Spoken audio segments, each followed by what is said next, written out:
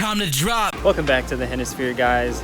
You can tell that I'm in a different place right now. I've never been before, and that's because this is my first time at Six Flags St. Louis, my second park today. I was at Worlds of Fun just 3.5 hours ago, and this is my 6th Six Flags. So Wild Waves, Astro World, Fiesta Texas, Over Texas, and then Great Escape, and now St. Louis. I wish I could have gotten to Great America last time, but I just couldn't do it on that trip. But this time I did it.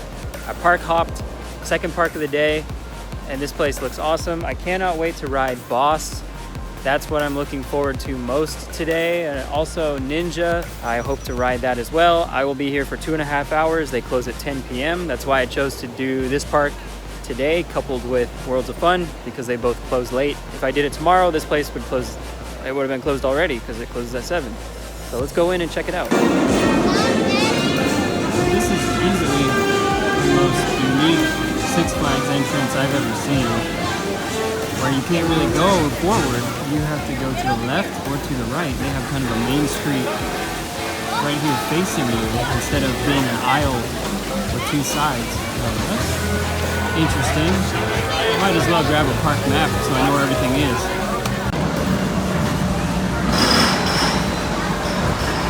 Just rode my first coaster here, Ninja. Heard a lot of things about it being rough and whatnot, but it wasn't that bad. The only thing I really didn't like was on the restraints. They're so strange. You can't put your arms up. They're just in the way of your shoulder blades and whatnot. Couldn't do that, but I could kind of see why, because there was an amazing head chopper effect when we went under the lift hill, when the chain returns. It's like right there, you see it coming and you're like, whoa, that was real decent. And the other one thing I noticed about this park is there's a lot of walkways just going everywhere. And they're very narrow because there's a lot of signs and little kiosks in the middle outside of the little restaurants and shops. So it has that small feel to it, where there's just meandering walkways everywhere and they're very narrow.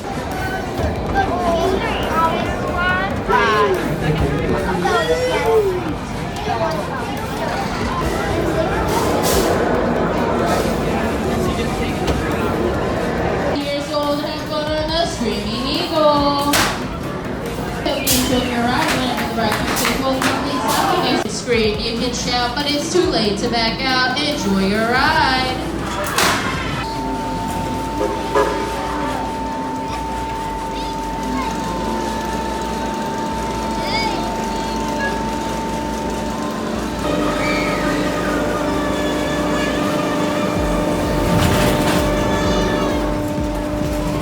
So the sun is setting here and it's honestly beautiful. Like, this park has a lot of people. As Mr. Freeze is going, it's pretty loud. I just got off of the Screaming Eagle, and that was one of the best out and back Woodies I've ever been on. Only knock on it is it's insanely rough, but I was in the very back, so maybe the front is a little bit better. But I love the layout. That layout was amazing. Like, the third drop is the biggest drop, and you can't see it from anywhere else in the park. The back half of the ride, you can only see the lift hill, the turnaround, and first 2 drops. Loved it. Really love that ride. Super decent. Yeah. They have the spinning Gerstlauer clone behind me. I'm not going to be doing that ride or Boomerang.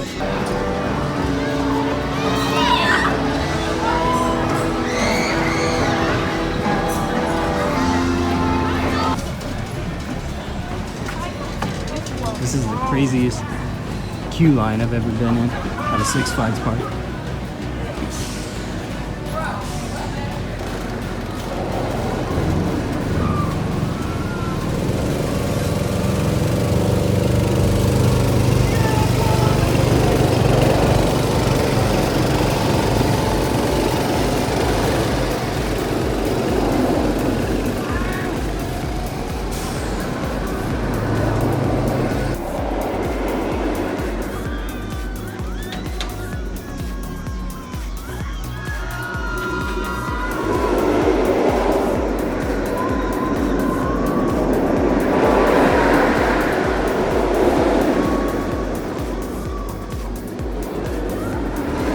So I got in line for the Boss, and it looked like a 30 to 40 minute wait. It was just crazy.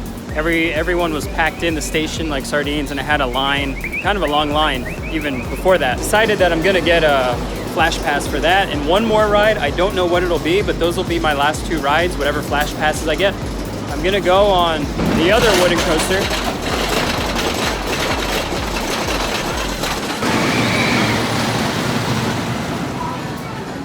All right, so I just got off American Thunder. I was just going in the background. And I have to say, like, it's the same manufacturer as Prowler, but much better ride. It's so smooth. And it's louder. It's not hiding behind the trees, so like it's all up in your face. Yeah, it was awesome.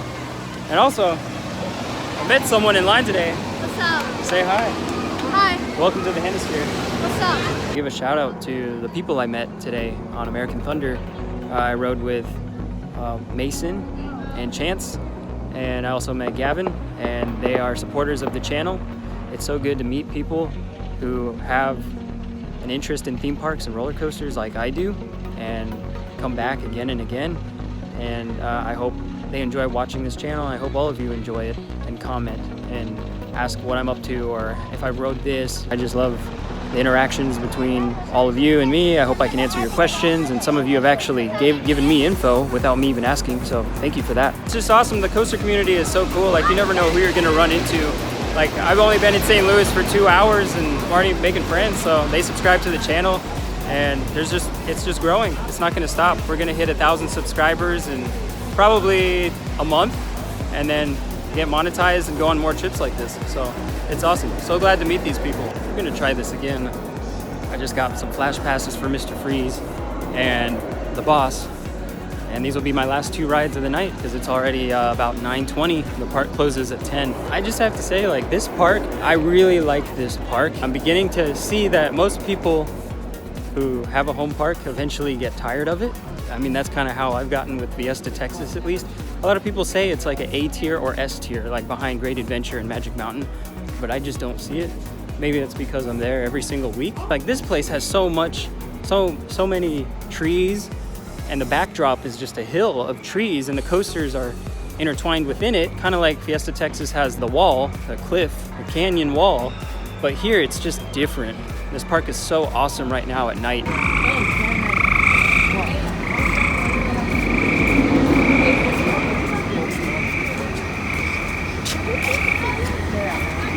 Just got off of Mr. Freeze Reverse Blast, and it's the same thing as the one over Texas, but this is the first time I've ever had a night ride on one of my favorite launching coasters ever.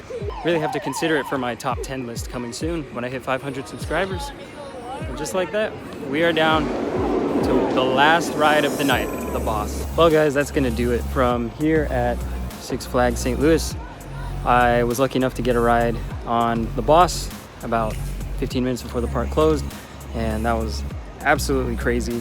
It was pretty much exactly what I expected. I purposely didn't look at RCDB or POVs of it recently because I wanted to be surprised, and I certainly didn't memorize the layout or stats or anything. It totally caught me off guard, all of the major drops. And it was a back row ride, night ride, as intense as it gets, except for when it had the helix, but awesome. And I'm just so amazed that they have not 1, not 2, but 3 awesome Woodies here. I rode all 3. I rode Ninja and I rode Mr. Freeze. That was it. So I left a lot of credits on the table. I didn't really care for riding the Batman clone or the Boomerang clone. I wish that I got to ride the Justice League ride, but maybe that'll happen at Six Flags over Texas. I just have to say I really like this park a lot. Maybe whenever I make a top 10 parks video, this one will probably get mentioned in it. I have to get back here at some point. I want to make sure I have battery left for my GPS when I'm driving to Branson right now. Tomorrow will be Silver Dollar City. So had an awesome time. There's a fireworks show that's going to start up pretty soon. There's a bunch of people sitting in their cars out here. You can hear some fireworks, but I don't believe they're from the park. Not yet. If I do a review of this park, I will give more thoughts on it in a separate video. Today was awesome. 10 new credits. Worlds of Fun in Six Flags St. Louis. As the fireworks start. So, it's a fitting end to today, signaling an end to another day in the Hennisphere.